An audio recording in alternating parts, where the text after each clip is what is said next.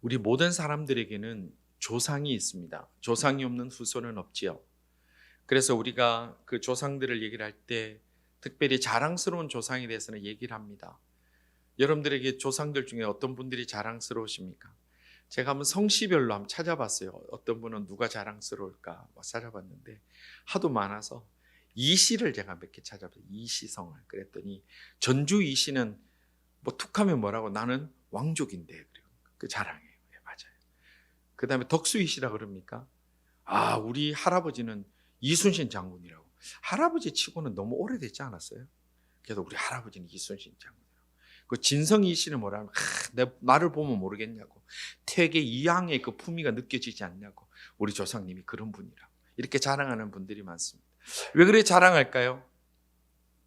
자랑할 만하니까 자랑하는 겁니다. 아무리 조상을 얘기를 한다고 하지만 어느 누구도 우리 정조 할아버지는 조선 말에 백정이었는데 일제시대 때는 일본 군인이 돼서 운동하는 사람 잡아들였고 전쟁 터지고 나서는 인민군의 자원에 대해서 서울을 탈환했으며 전쟁이 끝난 후에 남쪽으로 내려와가지고 밀수로 돈을 많이 벌어서 우리 집안을 일으키신 분입니다. 이렇게 하는 분이 있어요? 아무도 없어요. 설사 그것이 사실이더라도 자랑스럽지 않는 조상은 얘기하지 않습니다. 믿음도 마찬가지입니다. 성경에 보면 믿음으로 얘기를 할 때 자랑스러운 믿음의 조상도 많았고 또 부끄러운 믿음의 조상들도 분명히 많이 있었습니다. 우리 신앙생활을 뒤돌아볼 때에 믿음으로 산다고 하지만 참 어디 가서 말하기 힘든 부끄러운 사람들도 있고 또 참 자랑스러운 사람들도 더불어 있었던 것은 틀림이 없습니다. 그런데 성경에서 믿음을 얘기를 할 때 매 순간 믿음이라는 얘기가 나올 때마다 빠지지 않고 계속해서 반복되어 언급되는 한 사람이 있습니다. 모든 믿음의 자손들이 자랑스럽게 얘기하는 한 사람이 있습니다. 그 사람이 누굽니까? 오늘 본문에 읽은 아브라함이라는 사람입니다. 아브라함은 우리가 믿음의 조상으로 알고 있습니다. 믿음 곧 아브라함으로 그렇게 우리는 이해하고 있습니다. 성경에서도 믿음을 얘기를 할 때 아브라함을 빼지 않고 가장 먼저 얘기합니다. 마태복음 1장 1절 신약 성경을 열었을 때 첫 장 첫 구절 마태복음 1장 1절은 무엇으로 시작합니까? 누구의 얘기로부터 시작합니까? 아브라함과 다윗의 자손 예수 그리스도의 계보라. 이렇게 시작해요. 예수 그리스도의 세계라. 예수 그리스도의 계보라. 아브라함으로부터 예수님까지 설명합니다. 그만큼 아브라함을 빼고는 이 믿음을 얘기를 할 수 없습니다. 로마서 4장 11절에도 보면 이 아브라함을 뭐라고 얘기를 했냐면 우리의 믿음의 조상이다 이렇게 얘기를 합니다. 아브라함은 믿음의 조상이다. 우리가 자랑스럽게 얘기할 만한 믿음에 관한 가장 자랑스러운 조상이다 이렇게 얘기를 합니다. 그리고 구약 성경에는 수없이 많은 곳에서 믿음을 얘기를 하고 하나님의 사람을 얘기를 할 때 반복되어 사용하는 단어들이 있습니다. 아브라함의 하나님이시요, 이삭의 하나님이시요, 요셉의 하나님이신 하나님, 야곱의 하나님이신 하나님.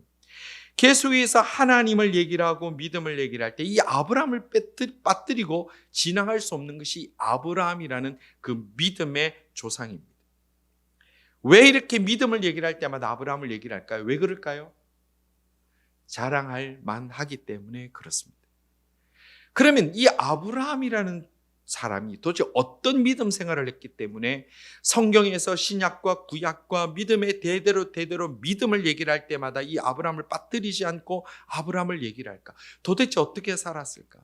물론 아브라함에 대한 기록은 창세기 12장 이후로 길게 기록이 되어 있습니다. 아주 구체적으로 나와 있습니다만은 오늘 읽은 성경 본문 이 히브리서 11장 8절 9절 10절에서는 그 아브라함의 삶을 아주 간단하게 간략하게 소개하면서 그가 믿음의 조상으로 믿음으로 얘기를 할 때 그를 생각하지 않을 수 없는 중요한 이유에 대해서 오늘 우리들에게 말씀해 주고 있습니다. 아브라함은 어떤 믿음의 사람입니까? 아브라함의 믿음이 어떤 믿음입니까? 이 성경이 그 아브라함의 삶 전체를 통해서 아브라함의 믿음을 정리할 때에 가장 먼저 소개하고 있는 것은 아브라함은 순종의 사람이었다는 겁니다. 아브라함은 순종의 사람이었다는 겁니다. 오늘 본문 8절은 아브라함의 믿음에 대해서 이렇게 소개를 합니다.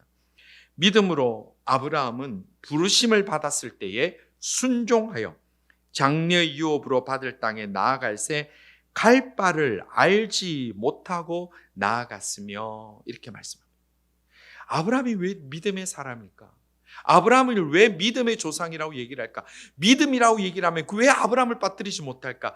가장 중요한 것은 그가 하나님의 말씀을 들었을 때에 즉각 순종하고 나갔기 때문에 그를 믿음의 조상이요 믿음의 거장이라고 성경은 말씀하고 있습니다.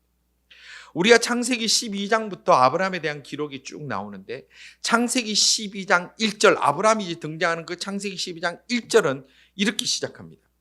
여호와께서 아브라함에게 이르시되 너는 너의 고향과 친척과 아버지의 집을 떠나 내가 내게 보여줄 땅으로 가라. 아멘. 지금 하나님께서 이 아브라함을 성경에 우리에게 소개하실 때에 가장 먼저 하신 말씀이 앞도 없고 뒤도 없습니다. 내가 너에게 지시할 땅으로 가라. 이게 답니다. 고향과 친척과 아버지의 집을 떠나서 내가 지시할 땅으로 가라. 여기서 우리가 중요한 한 단어를 봅니다. 지시한 땅입니까? 보여준 땅입니까? 보여주지도 않은 땅이에요. 지시 앞으로 할 땅으로 가라는 거예요. 그럼 어딘지도 몰라요. 이때는 내비게이션도 없습니다. 지도도 제대로 된 것이 없습니다. 어디로 가란 말입니까? 그런데 놀라운 것이 아브라함의 믿음이 놀라운 것이 정확하게 그 목적지가 정해지지 않았음에도 불구하고 하나님이 가라 할 때에 그 자리에 일어나서 그의 친척과 고향과 아버지의 집을 떠나 출발했다는 데서 엄청난 그의 믿음이라고 성경은 우리들에게 평가하고 소개하고 있다는 것입니다. 여러분들 고대 사회에서 고향을 떠나는 것, 그리고 친척을 떠나는 것, 아버지의 집을 떠나는 것은 단순히 시대 우리가 말하는 무슨 이사, 이민 이런 차원이 아닙니다. 굉장히 엄청난 모험입니다. 여러분들 예전에 이민 다 오셨죠? 또 유학 오셨죠? 오기 전에 여기 뭐 친척이 가족 뭐 초청으로 오기도 하셨고 또 요즘은 뭐 인터넷이 발달돼서 뭐 자료 엄청 준비해서 와요. 젊은이들 보면 저보다 캐나다 더 잘 알아요. 근데 대부분 또 엉뚱한 게 너무 많아요. 어찌됐든 뭐 자료를 이만큼 가지고 뭐 엄청 잘하는 어느 길에 뭐가 있고 어느 식당 맛있는 거 한국에서 다 알고 와요. 그러면 편안하게 오나요? 그래도 불안해요. 그래도 불안한 게 이 시대의 우리 이사인데 지금 이때 이 고대 시대에 그 고향과 친척과 아버지 집을 떠나 아버지 집을 떠나서 간다는 건 뭐냐면 완전히 백지 상태에서 자기 모든 기득권과 자기를 보호해주는 모든 것을 다 포기하고 내려놓고 가는 것이 바로 이 순종의 길이었다는 겁니다. 고대 사회는 지금처럼 우리를 법으로 보호하지 않는 시대입니다. 고대 사회는 시족 중심이고 부족 중심이고 심지어 아브라함이 이때는 시족 사회도 제대로 구성되지 않을 때입니다. 그러니까 이때는 힘센 사람이 법이요 힘센 사람이 모든 것을 가져가는 시대인데 하나님께서 정해주지도 않고 보장도 없이 너는 너의 고향과 친척과 아버지 집을 떠나라는 그 말씀 하나 가지고 그 길을 떠났다는 것은 지금으로 표현한다면 전쟁터에 총알이 막 날아다니는 전쟁터에 총 다 내려놓고 이거 방탄조끼 다 내려놓고 그냥 믿음으로 나가는 것과 똑같은 거예요. 어쩌면 그것보다 더 심각한 겁니다. 그것도 가족들 데리고 조카까지 데리고 갔을 때에 어디에서 어느 도적을 만나고 어느 지역에서 어디서 핍박을 받으며 자기 땅 아닌 곳에 자기가 머물러 있을 때 그 부족이 자기 땅이라고 얘기를 하면 거기서 언제 쫓겨날지 모르는 단순히 이사나 이주나 순종의 수준이 아니라는 거예요. 우리가 이민 가는 그런 수준이 아니라 생명을 건 결정이요 생명을 건 모험이 바로 이 아브라함이 순종했다라는 단어에 포함되어 있다는 겁니다.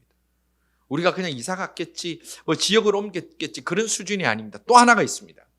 아브라함이 살았던 지역이 어디입니까? 메소포타미아 지역의 우르라는 지역입니다. 이 메소포타미아 여러분 다 들으셨죠? 고대의 문명의 발상지 뭐 이런 얘기를 하지 않습니까? 메소포타미아는 지금 그 당시 고도 근동의 가장 발전된 도시입니다.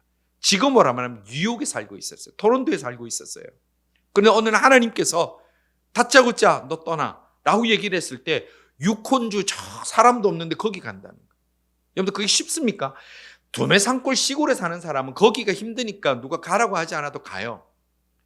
그런데 토론토에서 또 뉴욕에서 한 달에 한 번씩 연극도 보고 쇼핑도 하고 맛있는 것도 먹으러 다니던 사람이 갑자기 유콘주 저 아무도 없는데 가라면 여러분 가시겠습니까? 지금 그런 상황보다 더 심각한 상황이라는 거예요. 우리 영인 형제가 여기서 졸업하고 저기 알버타에 갔다가 영주권 받아 왔어요. 그래서 제가 와서 아이고 거기 고생했지 그랬더니 목사님 거기는 아무것도 없는데 정말 아무것도 없어요 하는 얘기가 목사님 거기서는 제가 우울증 안 걸리는 게 힘들어요 그러더라고요. 목사님 병 날 것 같아요. 아무것도 없다는 거예요. 아무것도 없는 거예요. 지금 이 아브라함이 결정한 것이 아무것도 없는 불안한 그곳에 목숨을 걸고 가였다는 것입니다. 성도 여러분, 아브라함의 믿음이라는 것은 보장되지 않았지만 하나님의 음성을 들었을 때 즉각 순종하는 믿음을 아브라함의 믿음이라고 그랬습니다. 성도 여러분들, 기도하시다가 무릎 꿇고 기도하시다가 성령께서 내게 말씀하시는 음성이라고 확신이 들 때에 여러분들 순종하십니까? 요즘 시대 우리의 믿음은, 하나님은 믿음에 따라 우리에게 말씀하시기 때문에 우리에게 갑자기 너는 고향을 떠나 어디를 가라, 뭐 너는 신학교를 가라, 너의 모든 재산을 다 내어드리라, 그렇게 말씀하지 않습니다. 하나님이 우리에게 우리 수준에 맞게 말씀하실 때에 우리가 이게 하나님의 확신이 들 때에 즉각 순종하십니까? 아니면 우리가 자꾸 계산하고 핑계대고 우리가 자꾸 이유를 들어대고 있습니까? 믿음이라는 것은 분석하고 계산해서 가는 것이 아니라 즉각 순종하는 것입니다. 제가 예전에도 어떤 분이 그렇게 얘기를 해요. 목사님, 제가 오늘 이 밤이 지나면 제 마음이 바뀔 것 같다니까 지금 빨리 좀 만나 주시죠. 그런 얘기를 해요. 제가 얼마나 감격스러운 일입니까? 이 밤이 지나면 아무리 생각해도 제가 지금 마음에 결심한 거 마음이 바뀔 것 같은데 밤이 지나기 전에 지금 빨리 좀 만나주세요. 순종하겠다는, 그 마음대로 순종하겠다는 것이 저는 잊을 수 없는 얘기예요. 오늘도 하나님은 우리에게 말씀하고 계십니다. 우리가 귀를 열고 주의 음성 앞에 엎드릴 때에 하나님께서 우리가 말씀하신 그 음성 앞에 즉각적으로 순종할 수 있는 믿음의 사람들이 우리 제일교회 모든 성도들 다 되기를 주님의 이름으로 축원합니다. 하나님은 옛날에 말씀하시고 지금은 침묵하시는 게 아니라 우리가 듣지 못하고 있을 뿐입니다. 하나님이 우리가 말씀하실 때에 우리가 어떤 계산이나 판단이 아니라 즉각 순종하고 나갈 때에 하나님께서 우리를 믿음의 위대한 일꾼으로 인정하여 주시고 우리가 그 믿음의 길을 걸어가다가 주님 만날 때에 주께서 우리를 향하여 예배하신 크고 놀라운 은혜, 크고 놀라운 상급이 있을 줄 확실히 믿으시고 주께서 내게 말씀하시는 대로 순종하고 나가는 하나님의 사람들 다 되시기를 주님의 이름으로 축원합니다. 그리고 오늘 이 아브라함을 믿음의 조상이라고 말씀하시는 또 중요한 것은 아브라함이 하나님의 약속을 믿고 소망 가운데 살아갔기 때문에 그를 믿음의 조상이라 이렇게 얘기를 합니다. 9절과 10절은 아브라함의 믿음에 대해서 이렇게 말씀을 합니다. 믿음으로 그가 이방의 땅에 있는 것 같이 약속의 땅에 거류하여 동일한 약속을 유업으로 함께 받은 이삭과 및 야곱과 더불어 장막에 거하였으니 이는 그가 하나님이 계획하시고 지으실 터가 있는 성을 바랐음이라. 아멘. 지금 이 아브라함은 일단 떠났습니다. 그리고 이제 그 이후에 하나님이 지정하신 땅, 가나안 땅, 그 시골 땅에 이제 정착을 했습니다. 이제는 이 순종을 했던 사람에게는, 순종을 했던 이 아브라함에게는 이제 그 땅에서 내가 무엇을 얼마나 더 얻을 것인가, 그 땅에서 얼마나 더 내가 풍요롭게 살 것인가, 그 땅에서 얼마나 내가 더 재미있게 살 것인가는 더 이상의 관심사가 아닙니다.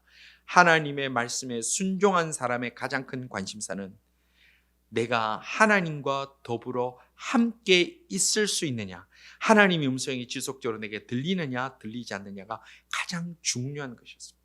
오늘 이 말씀에 보면 아브라함을 왜 믿음의 사람이라고 얘기하느냐 하면 그가 약속을 믿고 소망 가운데 살아가면서 끊임없이 하나님의 그 교통함, 하나님과의 교제함, 기도를 통하여 또 주 앞에 음성의 말씀을 귀 기울임을 통해서 하나님이 내게 무엇을 말씀하시는지를 귀 기울이며 살아가는 것이 아브라함에게 큰 믿음의 증거, 믿음의 삶이었다고 성경은 그렇게 말씀합니다. 여러분들, 우리가 아브라함의 생을 우리가 다음에도 한번 제가 말씀을 통해서 다시 한번 묵상을 하려고 그러는데요, 아브라함의 인생에는 기적이 없었습니다. 아들을 낳은 것, 사례가 아들을 낳은 것, 그 사건 외에는 기적이 없었습니다. 아브라함은 노아처럼 방주를 지어서 하나님 앞에 믿음의 사람이라 칭함받은 거 아닙니다. 아브라함이 다윗처럼 한 나라를 다스릴 무슨 거대한 일을 하거나 엄청난 사회적 지위를 누렸기 때문에 아브라함이 대단했던 거 아닙니다. 아브라함이 믿음의 사람으로 대단했다는 것은 매일매일 주님과 더불어 동행하며 살아갔던 사람이기 때문에 그가 위대하다는 것입니다. 오늘 우리가 신앙생활할 때 한 번씩 오류에 빠지는 것이 있습니다. 내가 무언가를 해야지 되지 않을까? 내가 뭔가 거대한 일을 해야 되지 않을까? 내가 교회에서 건축을 몇 개를 하고 내가 뭐를 하고 무슨 일을 해야지 내가 하나님 앞에 쓰임받는 거 아닐까? 여러분들 착각입니다. 여러분, 남편들이 가정에서 내가 이 집을 위하여 뭔가를 대단한 걸 해야 되지 않을까? 아내가 자꾸 뭔가를 대단한 걸 해야 되지 않을까? 그런 집이 꼭 사고가 나는 거예요, 사고가. 가장 좋은 아내, 가장 좋은 남편은 뭡니까? 늘 매일과 똑같은 삶을 함께 살아가는 것이 가장 훌륭한 남편이고 가장 훌륭한 아내고 가장 훌륭한 가정인 것처럼, 성경에서는 노아의 믿음도 대단하다 얘기를 합니다. 다윗도 마음이 아픈 사람이라고 얘기를 합니다. 여호수아도 엄청 놀라운 믿음의 사람이라고 얘기합니다. 모세는 두말할 것 없습니다. 그러나 그 중에서 가장 강력한 믿음의 사람이라고 얘기하는 것은 이 아브라함을 얘기를 하면서 그가 날마다 소망 가운데 하나님을 바라보는 것을, 그가 하나 성경은 그는 한 믿음의 사람이라 그렇게 얘기합니다. 이 함께 가는 거 별것 아닌 것처럼 보입니까? 아닙니다. 야고보서 2장 23절에는 이 하나님과 늘 동행하는 아브라함을 뭐라고 얘기를 하고 있냐면, 이에 성경에 이른바 아브라함이 하나님을 믿으니 이것을 의로 여기셨다는 말씀이 이루어졌고 그는 하나님의 벗이라 칭함을 받았나니. 아멘. 놀랍지 않습니까? 하나님이 친구라 그래요. 하나님께서 아브라함을 보고 친구라고 말씀하시는 그 호칭을 받았다는 거예요. 뭐를 했어요? 전쟁에서 이겼어? 그렇습니까? 무슨 대단한 업적을 이루어서 그렇습니까? 아닙니다. 하나님이 오늘 우리를 향하여 바라시는 가장 큰 믿음의 반응은 날마다 매 순간마다 하나님과 교제하자는 겁니다. 하나님과 만나자는 겁니다. 주일마다 예배를 통해서 예배 가운데 하나님과 교통하자는 겁니다. 9시에 함께 기도를 통해 교통하자는 겁니다. 눈을 떴을 때 아침에 두 손을 먹고 무릎을 꿇고 침상에서 하나님을 부르짖는 것, 그것을 하나님이 보시고 우리에게 하나님의 친구라고, 하나님의 벗이라고 말씀합니다. 많은 분들이 그럽니다. 목사님, 제가 나이도 많고 특별한 것도 제가 드린 게 없는데 제가 신앙이, 믿음이 이래서 되겠습니까? 아니에요. 하나님이 원하시는 것은 오늘 이 밤에 여러분들 잠자리에 든 그 자리에서 하나님 만나주세요. 이 밤에 함께 해주세요. 오늘 이 밤에 이 꿈에 나타나서 주를 만나주세요. 주님 알게 해주세요. 아침에 일어나서 주님, 오늘도 새날 주심을 감사합니다. 주와 동행케 하옵소서. 9시 됐을 때 주여 이 제목을 함께 여리고 기도에 행진합니다. 주여 저를 고쳐주시고 말씀하여 주옵소서. 이런 교통함의 하루하루가 하나님께서 기뻐하시고 나의 벗이라 말씀하시는 그 아브라함에게 주신 축복을 우리에게도 주시는 줄 믿으시기를 바랍니다. 우리가 거대한 일을 하고 버림받는 자들이 있습니다. 성경도 그렇게 말씀하지 않습니까? 위대한 헌신을 하고 철저하게 버림받는 인생도 있습니다.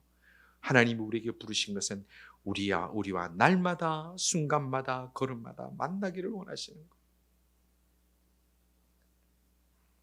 그리고 또 하나 주목할 것이 있습니다. 이 아브라함이 믿음의 조상이라고 칭함받는 중요한 것은 그들의 자녀와 함께 소망 가운데 거했다는 겁니다. 우리가 읽은 9절 후반절에 보면 하반절에 이렇게 말씀합니다. 동일한 약속을 유업으로 함께 받은 이삭 및 야곱과 더불어 장막에 거하였으니, 그래서 함께 받은 이삭 및 야곱과 더불어 장막에 거하였으니, 그저 하나님의 약속을 믿고 소망을 가지고 살아가면서 자녀들과 함께 그 소망을 나눈 것을 하나님이 또한 기뻐 보신다는 겁니다. 여러분들, 이것이 별거 아닌 것이 아니라 엄청난 겁니다. 어느 날 저희 집 아이가 저보고, 어린아이가 갑자기 아빠, 세컨 제너레이션이 뭐예요? 그러더라고요. 세컨 제너레이션은 이민 와서 태어난 아이들을 세컨 제너레이션이라고 해.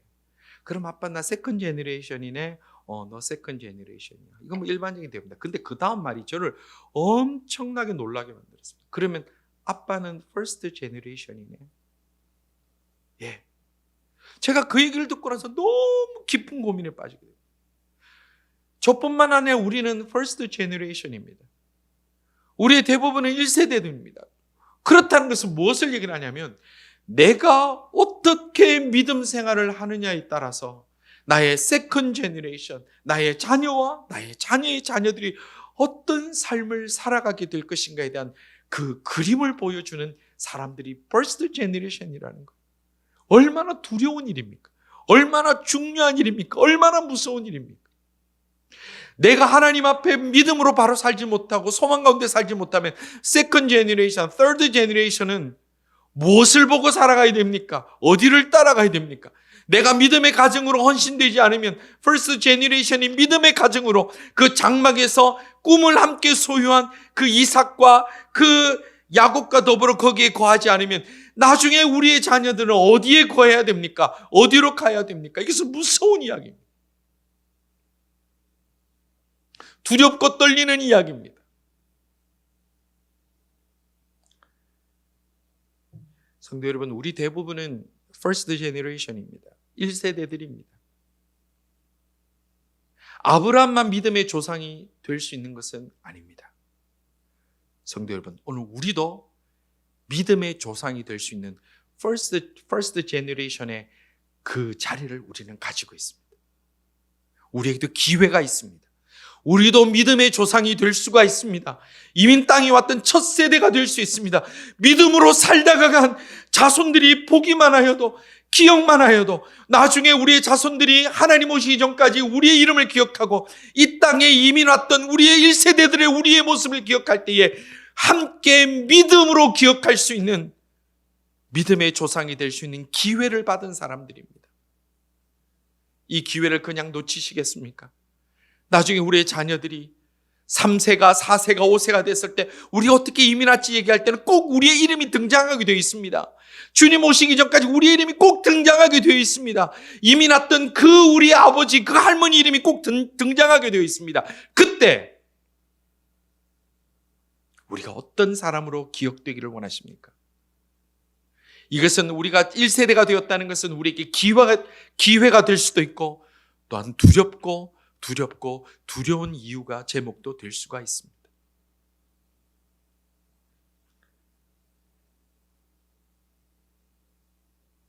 성도 여러분, 우리가 하나님과 동행하며 살아갑시다. 믿음의 조상이 될 수 있습니다. 우리의 자녀들에게 무릎 꿇고 기도하는 어머니의 모습, 무릎 꿇고 기도하는 아버지의 모습, 큰 소리치는 아버지지만 하나님 말씀 앞에 두 손 모아 겸손히 엎드리는 그 모습 보여줄 수 있을 때에 우리는 이 시대의 믿음의 조상이 될 수 있습니다.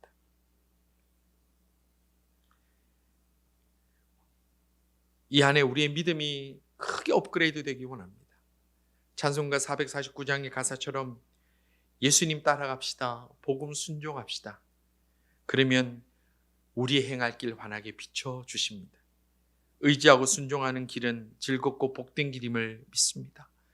그 즐겁고 복된 길 이 안에 많이 체험할 수 있기를 바랍니다.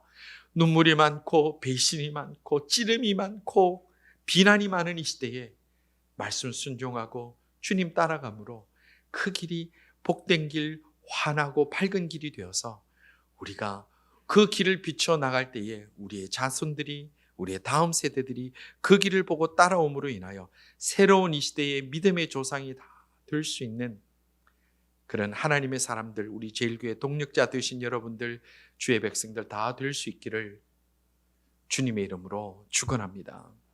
기도드리겠습니다. 아버지 하나님, 저희들이 믿음의 길을 잘 걸어가기 원합니다.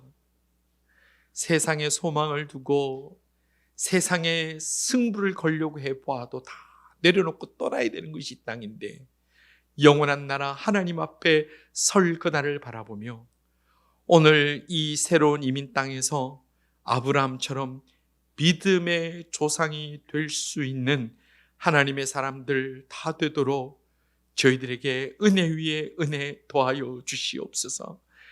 저희들의 다음 세대들이, 그리고 그 다음 세대들이 갈 바를 알지 못할 때에 믿음의 조상된 1세대들이 걸어갔던 그 길을 기억하며 그 길을 따라감으로 밝고 환한 길, 은혜의 길, 복된 길로 그들이 따라갈 수 있도록 저희 1세대들, 믿음의 첫 세대를 닦는 모든 하나님의 사람들에게 은혜 더하여 주시옵소서. 이 시간에 이 소원을 담고 믿음으로 살기를 원하는 모든 하나님의 사람들에게 주여 복의 복을 다하여 주시고 믿음으로 기억되는 하나님의 사람들 다 되게 하여 주시기를 간절히 원합니다. 예수님 이름으로 기도드리옵나이다. 아멘.